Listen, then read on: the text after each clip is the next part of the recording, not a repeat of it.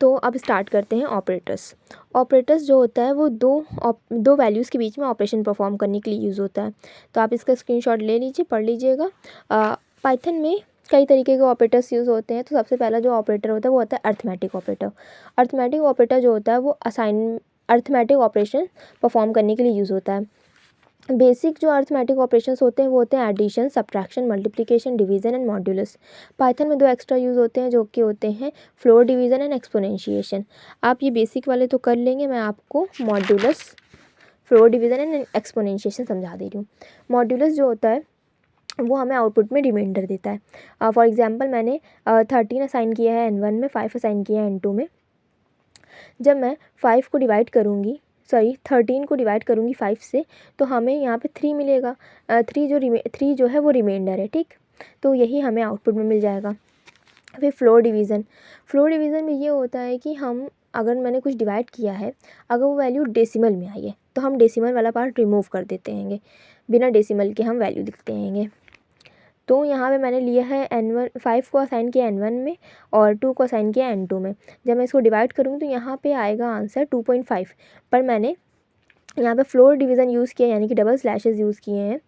Division में single slash use होता है, यहाँ पे डबल स्लैश यूज़ हुआ है, इस वजह से यहाँ पे आंसर 2 आया है, क्योंकि 0.5 जो है वो रिमूव हो गया है। फ्लोर डिवीज़न को हम इंटीजर डिवीज़न ही बोलते हैं। एक्सपोनेंशिएशन में ये होता है कि जो मैंने पहली वैल्यू ली है और जो मैंने दूसरी वैल्यू ली है, अगर मैंने पहली वैल्यू को 2 बार मल्टीप्लाई कराया दूसरी वैल्यू से, तो दूसरी वाली वैल्यू जो है वो उसकी पावर बन जाती है, ठीक।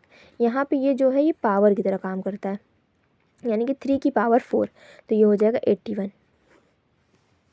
फिर आता है रिलेशनल ऑपरेटर। रिलेशन चेक करने के लिए होता है। आपको पता ही होगा इक्वल ऑपरेटर। मैंने यहाँ पे 2 वैल्यूज़ असाइन करी हैं, 3 असाइन करा N1 में और 2 असाइन करा N2 में। मैं आपको एग्जांपल समझा दे रही हूँ, बाकी आप रेड आउट कर लीजिएगा। N1 इक्वल्स टू N2, ये इक्वल ऑपरेटर है, तो इससे चेक कर रहे हैं हम ये दोनों वैल्यू इक्वल हैं कि नहीं है। अगर दोनों वैल्यू इक्वल होंगी तो आंसर आएगा ट्रू, अगर नहीं होंगी तो आंसर आएगा फॉल्स। तो इक्वल नहीं है तो आंसर आ जाएगा फॉल्स। यही एग्जाम्पल मैंने हर जगह यूज़ किया है। नॉट इक्वल में दोनों, ये नॉट इक्वल का साइन होता है। अगर यहाँ पे 3 नॉट इक्वल्स टू 2, ये बात सही है, तो यहाँ पे आ जाएगा ट्रू। और फिर यहाँ पे आएगा N1, मैंने ये वैल्यूज़ ली हुई हैं, तो 3 इज़ ग्रेटर देन 2, हाँ 3 2 से बड़ा होता है तो ट्रू, यहाँ ट्रू आ जाएगा यहाँ पर। फिर लेस देन 3 2 से छोटा होता है, बिल्कुल नहीं, तो यहाँ पे फॉल्स आ जाएगा।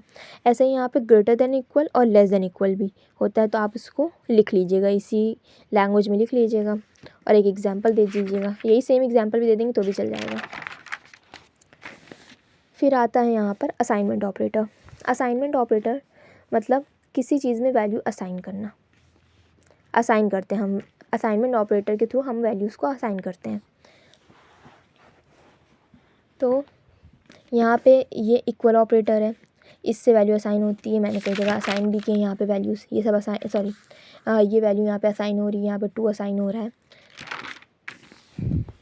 ये प्लस इक्वल है, प्लस इक्वल इस तरीके से वर्क करता है, जैसे N1 प्लस इक्वल N2 लिखा है, तो इसका मतलब होता है N1 equals to N1 plus N2, ठीक।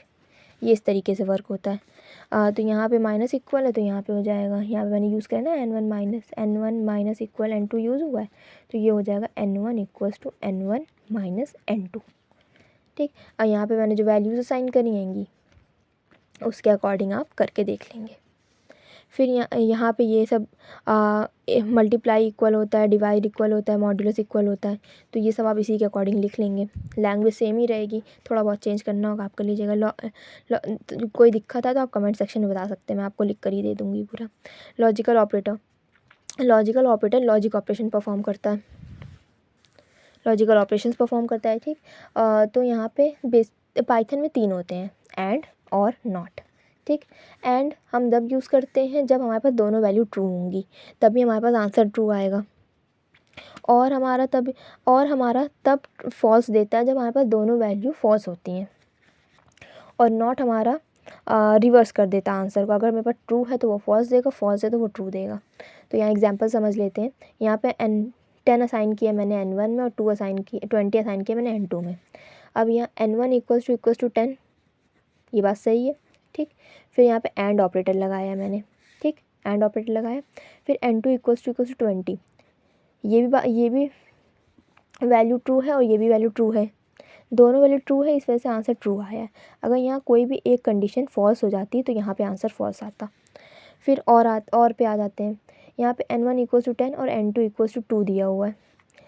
n1 greater than equals to 10 equal है, ये बात सही है। और हम दूसरी कंडीशन चेक ही नहीं करेंगे, जब पहली कंडीशन ट्रू हो गई इसका मतलब आंसर ट्रू ही आएगा, बट फिर भी चेक करे ले रहे हैं। n2 is greater than equals to 10 and ये वाली कंडीशन फॉल्स हो रही है, बट फिर भी आंसर ट्रू आएगा। फिर आता है नॉट ऑपरेटर। नॉट ऑपरेटर हमारे आंसर को रिवर्स कर देता है, ट्रू आएगा तो फॉल्स दे देगा, फॉल्स आएगा तो ट्रू दे देगा। n1 इक्वल्स टू 10 है, ठीक, तो नॉट ऑपरेटर हम लगाएंगे तो n1 इक्वल्स टू 20, ये बात तो फॉल्स है, ये अंदर की बात जब फॉल्स है तो नॉट लगा दे तो आंसर क्या आएगा, ट्रू, इस वजह से यहाँ पे आंसर आया ट्रू। फिर आता है मेंबरशिप ऑपरेटर पे। मेंबरशिप ऑपरेटर जो होता है वो चेक करता है कि जो वैल्यू हमने यूज़ करी है वो इसमें अवेलेबल है कि नहीं सीक्वेंस में, अगर अवेलेबल होगी तो वो हमें ट्रू रिटर्न कर देगा, अदरवाइज़ फॉल्स रिटर्न कर देगा। इनका काम ये होता है, जैसे मैंने यहाँ पे एक सीक्वेंस लिया है 1 2 3 लिस्ट बनाई है, तो यहाँ पे मैं चेक करूँगी 2 इन नम सीक्वेंस, तो ये मतलब 2 यहाँ पे तो है तो आंसर आ जाएगा ट्रू। फिर इसका ही अपोजिट होता है नॉट इन, जब किसी चीज़ में कोई वैल्यू नहीं होगी तो वो नॉट इन कहलाएगा। अब यहाँ पे देख लीजिए 10 नहीं है तो मैंने लिखा 10 not in num sequence, true. अगर यहाँ पर 10 होता तो फॉल्स आउटपुट होता। Thank you.